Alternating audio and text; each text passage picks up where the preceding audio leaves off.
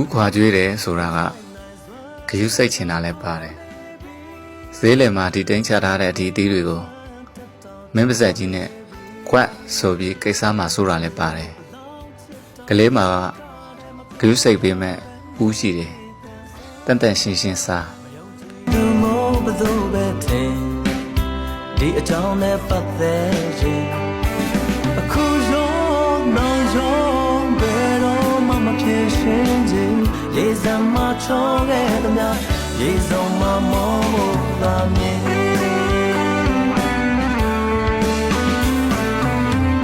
ရေစမ်းမအတူဒုက္ခရောက်တော့ကိုနာမှာတစ်ခါမှမင်းမငြင်းခဲ့တာအဖော်မို့ပြီးသားလို့ပို့ချစ်ရ